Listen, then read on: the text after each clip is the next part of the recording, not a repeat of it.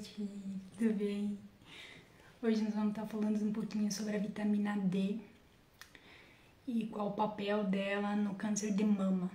Será mesmo que ele protege? Bom, é sobre isso que a gente vai falar um pouquinho hoje e vamos lá. Muita gente tem ouvido falar da vitamina D e os seus benefícios, certo? Assim, o que já é bem sabido, nós já sabemos que a vitamina D, ela desempenha várias funções no nosso organismo. E ela tem também uma atuação fisiológica e em diversos tecidos do nosso corpo, ou seja, ela está em todas as partes do nosso organismo.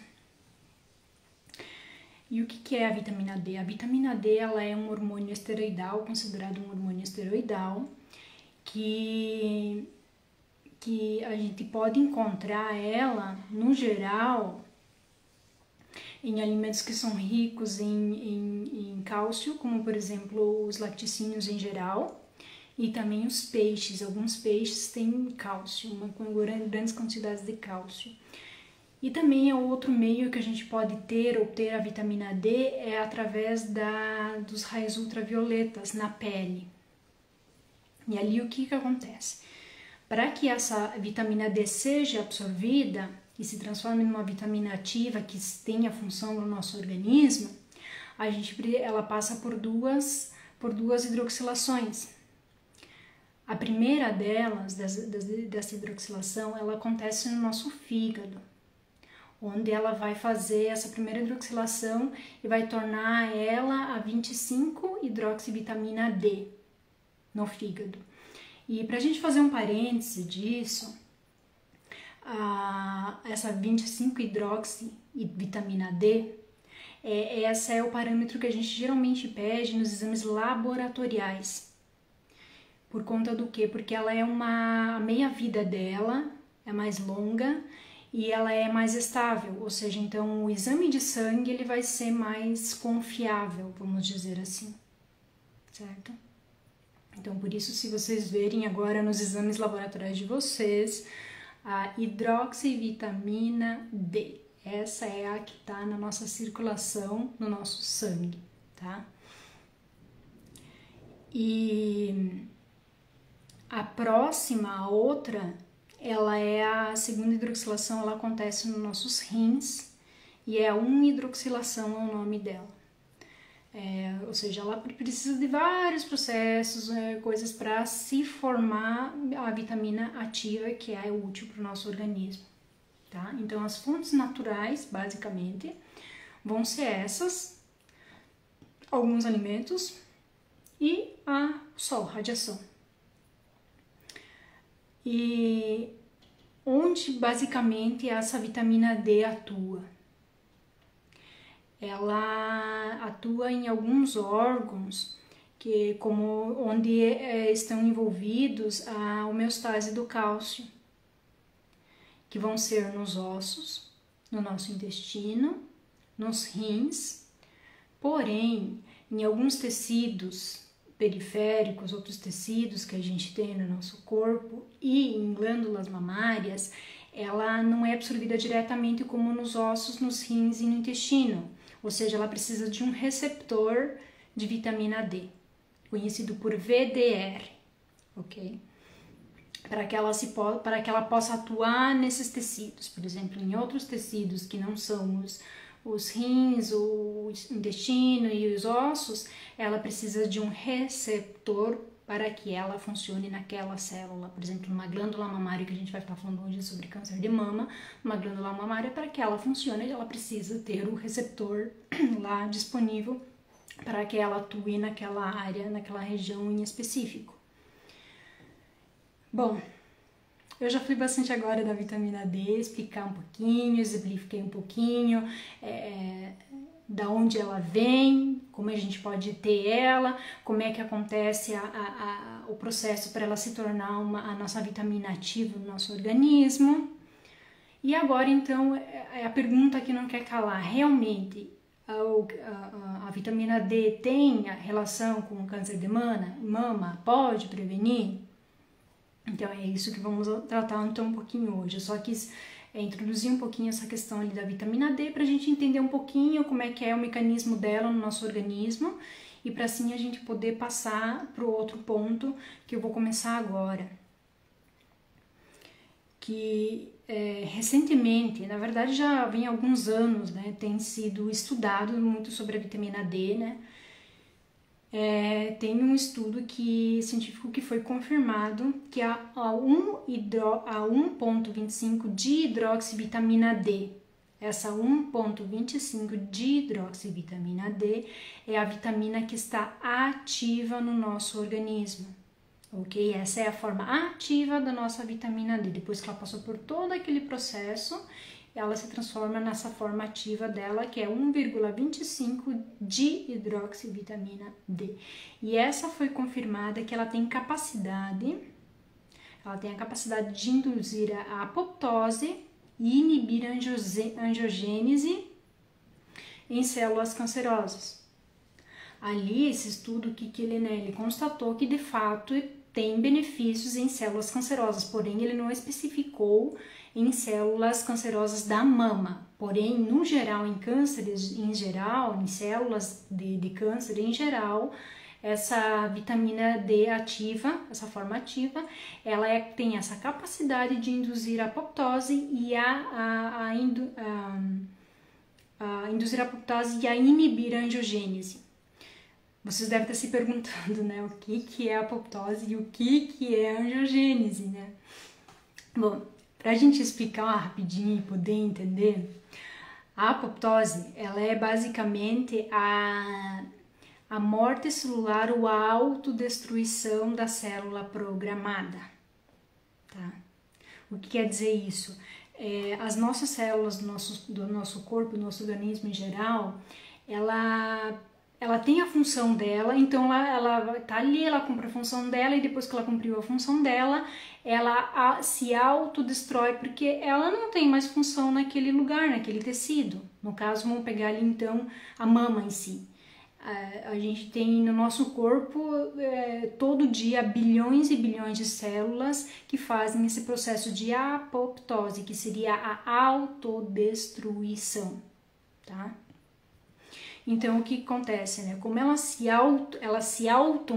autodestroem, isso foi confirmado por esse estudo que a vitamina D ativa, ela é coadjuvante, ela é auxiliar nesse sentido para fazer essa autodestruição celular, que é um processo normal do nosso organismo, processo normal das nossas células, ou seja, bilhões de células no nosso corpo, todos os dias eles fazem morte celular, para que venham outras para que cumpram de novo novas funções, ou seja, isso é algo normal no nosso organismo, tá?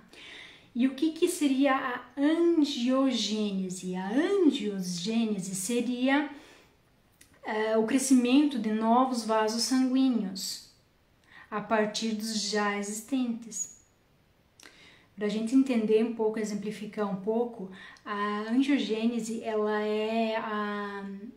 as células todas são vascularizadas, obviamente, e aquela outra célula que quando não houve essa apoptose, quando não houve essa morte celular, o que faz? Ela fica ali, ela por conta própria, ela começa a criar novos vasos sanguíneos para se manter viva nesse local, mesmo que ela já não tenha mais uma função. Basicamente seriam esses os dois, alguns dos mecanismos que ocorre o câncer, tá?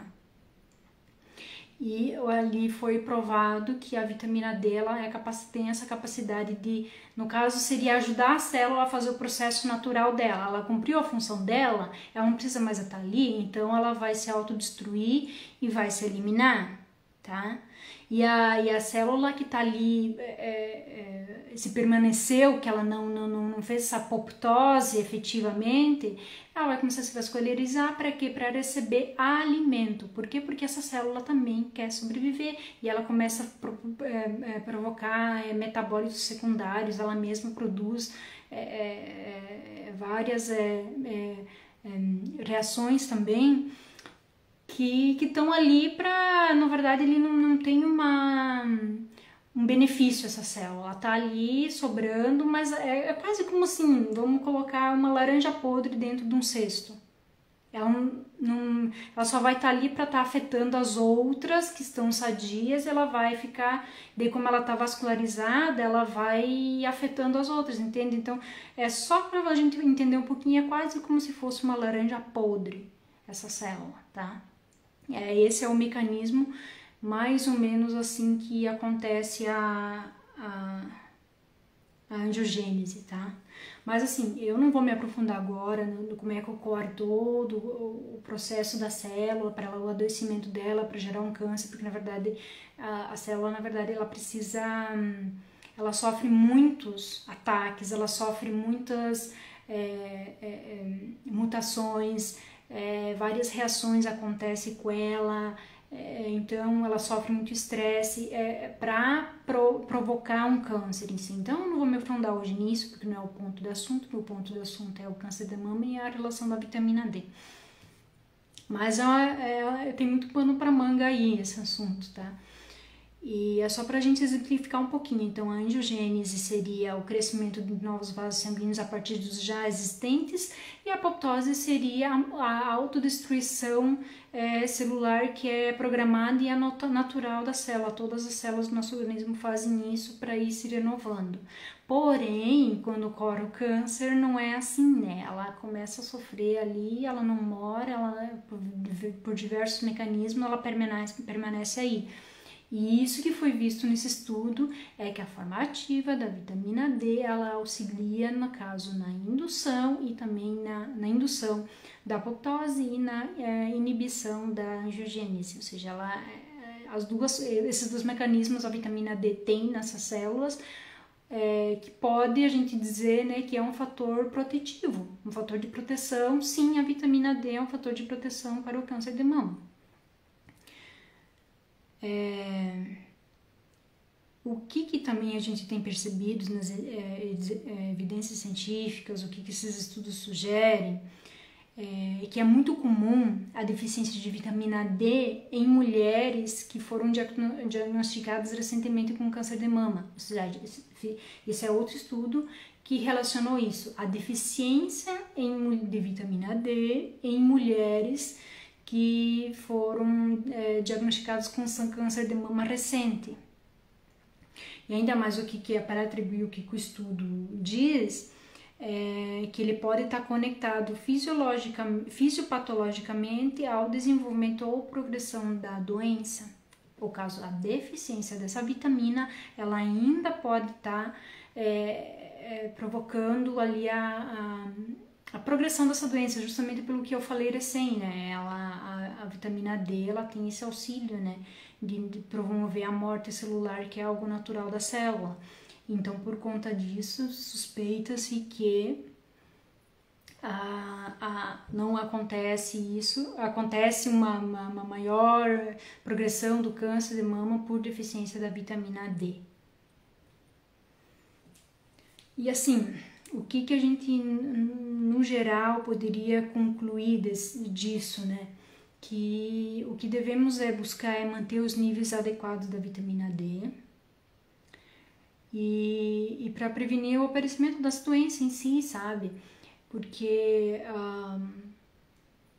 hoje, assim, o que a gente vê pelos estudos, assim, não está totalmente elucidado, não está totalmente definido que a vitamina D tenha um fator de proteção para o câncer de mama, por exemplo. Ele não é algo assim fortemente, porém já existem várias evidências que estão apontando para isso. Então, claro que precisa-se mais estudos, precisa-se mais investigação, porque é uma coisa relativamente nova. Porém, para outras doenças, para outros tipos de câncer, já é sim bem elucidado que a vitamina D tem um papel crucial nesse sentido. Ela tem um papel fundamental, ela estar nos níveis adequados. E o que é estar nos níveis adequados? A vitamina D, assim, em parâmetros laboratoriais, ela tem um rango, um intervalo muito grande, ela é entre 30 a 100, dependendo do laboratório, né, nanogramas por ml, ela é considerada dentro da normalidade, vamos dizer assim, dentro de algo que eles entendem por normal, entre 30 nanogramas por ml até 100 eles entendem por normal. Mas o que a gente pode acrescentar com isso?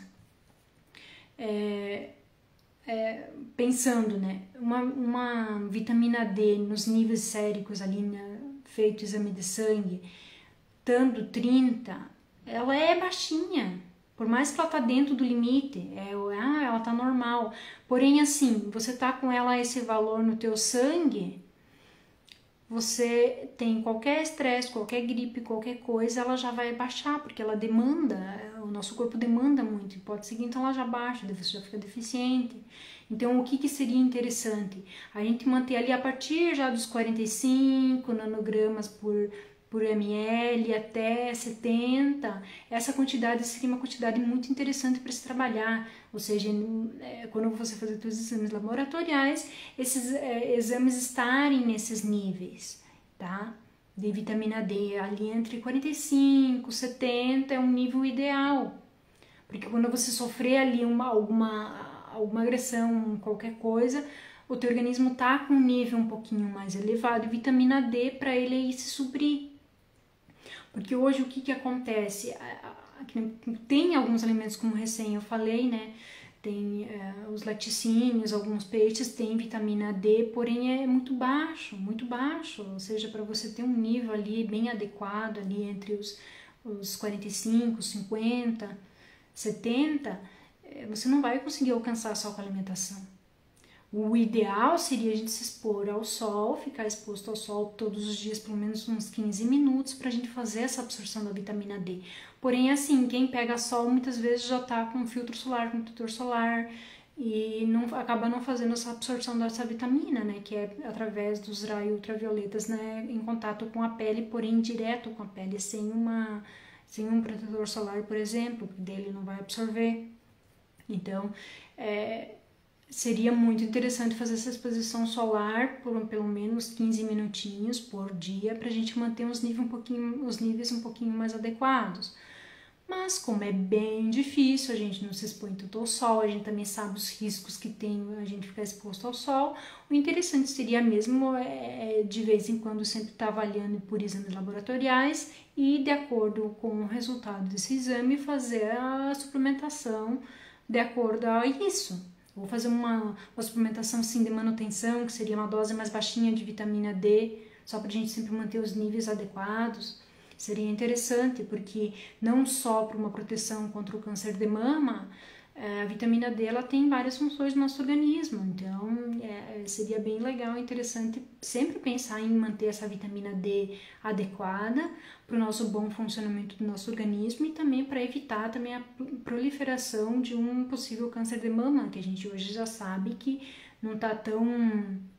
Tem evidências, porém não é algo tão contundente, vamos dizer assim, mas já tem belas evidências que sim, a vitamina D pode ser um fator de proteção ao desenvolvimento do risco de câncer de mama. Então é interessante manter uma suplementação adequada. Mas assim, né, cabe a gente mencionar que não é apenas um nutriente, uma vitamina, um mineral que é um fator assim que vai te desencadear a doença ou não, se ele está deficiente no teu organismo, por exemplo. O que a gente tem que mencionar e falar também é que a alimentação em si, em geral, tem outras vitaminas, por exemplo, a vitamina A também tem um papel interessantíssimo para evitar o desenvolvimento do câncer de mama, que ele esteja nos níveis adequados. E a gente hoje em dia sabe que a vitamina A é uma vitamina que em exames laboratoriais a gente basicamente quase nunca pede, nunca vi. Então é uma vitamina a gente se atentar também, ela é muito interessante, ela estar nos níveis adequados por conta dessa, também evitar a progressão dessa doença. Então, não só falando da vitamina D, então tem outros nutrientes que estão envolvidos, como a vitamina A vitamina B6, a vitamina B9, o ômega 3 também tem estudos que falam sobre isso, só por modo de citar, modo de comentário. né, que tem outros aspectos envolvidos para não fazer essa proliferação dessa doença, ou de qualquer doença. Hoje em si estou falando do câncer de mama, porém, né, se a gente cuidar, a gente vai muito provavelmente cuidar para não desenvolver outras doenças também. Porque o nosso corpo é muito assim, ele é uma máquina bem perfeita, ele trata de se adequar, de se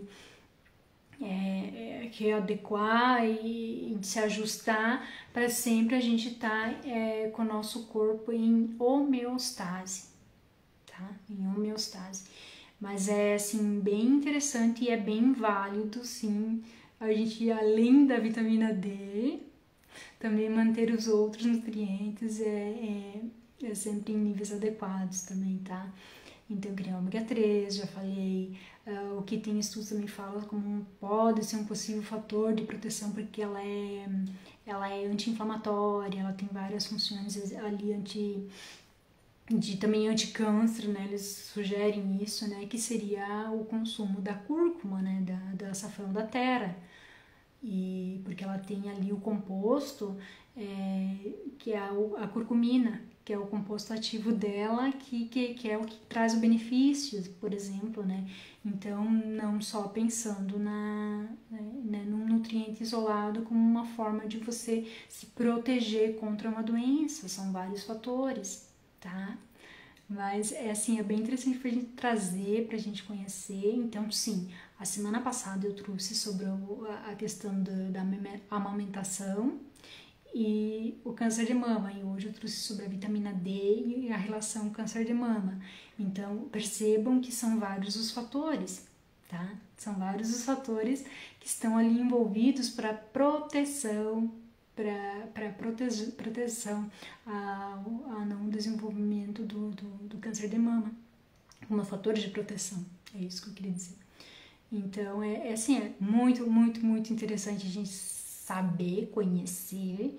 E, por exemplo, a semana que vem eu vou estar trazendo sobre alguns alimentos, vou enfocar um pouco em alimentos, sobre a questão da microbiota, qual é o envolvimento nela também sobre o câncer de mama, só pra gente fechar, porque foram 3 lives, hoje já é a segunda, e semana que vem vai ser a terceira e a última, que eu vou estar falando exclusivamente sobre câncer de mama e alguns fatores ali que podem estar associados para auxiliar ao não desenvolvimento da doença, no caso como fatores de proteção, como fatores de prevenção. Eu não trato aqui a questão para quem já está com câncer de mama, como tratar, eu estou falando como quem corre o risco de, quem sabe, um dia ter um câncer de mama e assim, antes de desenvolver essa doença, já estar protegendo, porque no caso, assim, a suplementação da vitamina D ou os níveis normais dela, você precisa sempre se manter normal. O consumo, então, de alimentos que vão ali nos auxiliar, como, por exemplo, antes eu citei a curcumina, a cúrcuma, né, que é a curcumina, o composto isolado dela, que tem vários benefícios excelentes, né, para o nosso organismo. Então, isso precisa ser consumido a longo prazo, não é uma coisa pontual ali que eu vou consumir e que já vai me proteger, né? Por exemplo, semana passada eu falei sobre a amamentação, em que eu falei, né, que assim que a amamentação é um fator de proteção ao desenvolvimento do câncer de mama. Ela protege a amamentação e quanto mais você amamenta, por mais tempo que você amamenta, mais protegida você está. Então, pra gente assim entender que às vezes para desenvolvimento de uma doença e falando especificamente de um câncer como o câncer de mama, a gente precisa de vários fatores estão envolvidos para o desenvolvimento das doenças, porque tem fatores genéticos, tem fator ambiental, tem fator ambiental entre alimentação no caso, né? Tem toda essa questão, até a questão geográfica, onde você está, se você está mais suscetível a contaminantes, como é que é o ar, se ele é muito poluído ou não, você está numa região que tem muita fumaça, muita liberação de gás, por exemplo, dos carros, né, do escapamento de carro. Então, são vários os fatores ali que estão envolvidos para o desenvolvimento de uma doença ou não. Então, e assim, um câncer, pra gente fazer um câncer é bem difícil, a célula precisa sofrer muito, muito, muito, muito pra gente chegar. Então, a alimentação adequada, você cuidar também a qualidade da água, que seja uma água filtrada, de qualidade, ou uma água mineral, se a pessoa tem possibilidade. Então, são vários sempre os fatores, né? Uma coisa leva a outra. E quanto mais a gente pode cuidar, melhor é. Mas é uma perspectiva melhor que a gente tem contra dizer, eu não vou, possivelmente não vou desenvolver porque estou me cuidando. Mas daí vocês devem estar se perguntando, pois é, mas eu sempre me cuidei, sempre me alimentei bem e desenvolvi um câncer. É assim, né? A gente às vezes, por mais esforço que faça, a gente às vezes igual desenvolve, porque, como eu falei, tem muitos fatores que estão ali envolvidos, produtos de limpeza, os utensílios de cozinha, as panelas, por exemplo, são todos os fatores que estão envolvidos. A qualidade da água, por exemplo, também é um fator muito determinante. Então, são vários os fatores que estão envolvidos para o desenvolvimento de uma doença ou não, tá? E como eu falei, né, desenvolvi. Pois é, se vocês não tivessem esse cuidado, você ia ter desenvolvido esse câncer muito mais cedo, muito antes, tá? Às vezes você demorou para desenvolver. Então, assim, ou conhece alguém, né, que desenvolveu, mas eu sei que essa pessoa se cuida. Mas não, né? Às vezes ela, até por conta que ela se cuida, por isso que ela demorou. E às vezes se ela descobriu logo, ela é um fator que talvez ela vai igual se curar. Então, são várias as questões, assim. A atividade física também é um fator bem interessante, protetivo, tá? Porque quando a gente faz atividade física, a gente circula várias coisas, a gente elimina várias coisas, então é bem interessante. A gente elimina toxinas pelo suor também, então é bem legal de pensar. Bem legal de pensar, assim, que são vários fatores, tá? Vários fatores. E semana que vem eu vou estar falando mais sobre alimentação em si, alimentos, que podem ser fatores de risco para o desenvolvimento do câncer, e também vou abordar um pouquinho sobre a microbiota. Na verdade, eu resolvi juntar esses dois assuntos, porém os dois dariam uma live extensa ali, tranquilo, mas resolvi tratar de sintetizar bastante a terceira live para poder falar desses dois assuntos, para assim a gente poder já encerrar as 3 lives sobre o câncer de mama. Obrigada, gente, quem esteve aqui. Um beijo. Tchau. Boa noite.